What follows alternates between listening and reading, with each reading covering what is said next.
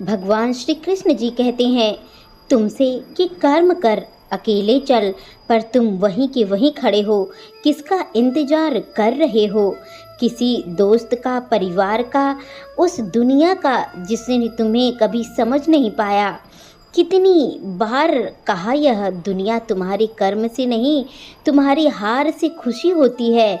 तुम गिर जाओ वहीं पर वह खुश हो जाएगा, तुम गिर जाओ वो हंसेगा, तुम रुक जाओ वो कहेगा देखो हम सही थे, और तुम उन्हीं के बातों में आकर बैठे गए हो। हर बार मैं कहता हूँ और तुम फिर बैठ जाते हो, सिर्फ इसलिए क्योंकि तुम्हें कोई साथ नहीं देता। क्या ये कहीं गीता में लिखा है कि साथ मिलकर कर्म करो?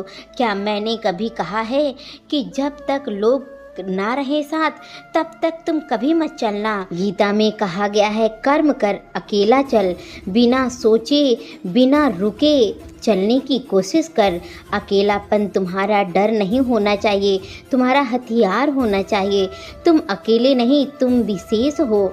सबके साथ कोई भी चल सकता है, पर अकेले वही चलता है जो इतिहास बनाता है।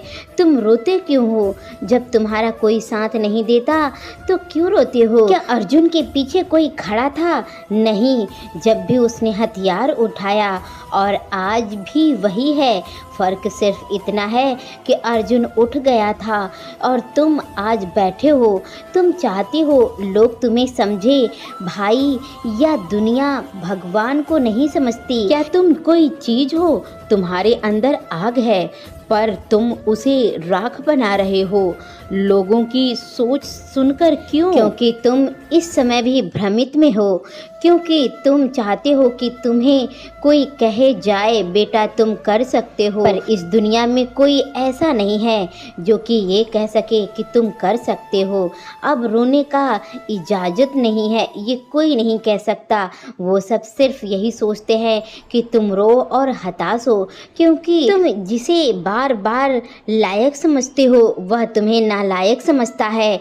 वह तुम्हें हमेशा अलग और अकेले देखना चाहता है, क्योंकि लोग ये कभी नहीं चाहते कि आप उनसे आगे उठ सको। वह हमेशा आपको गिराना चाहते हैं।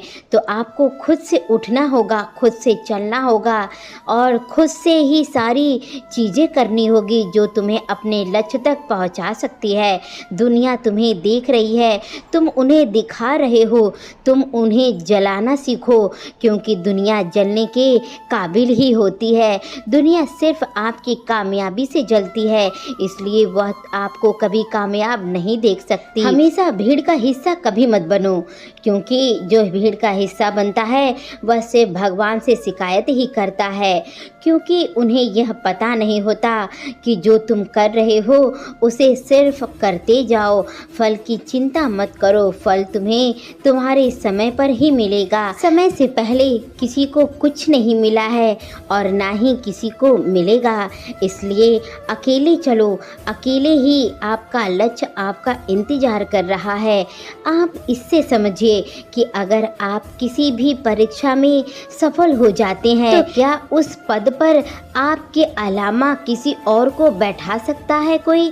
नहीं ना, आप ही बैठेंगे, आप ही उस पद का अधिकार समझाएंगे और समझेंगे, और उस पद के अधिकार का लाभ उठाएंगे।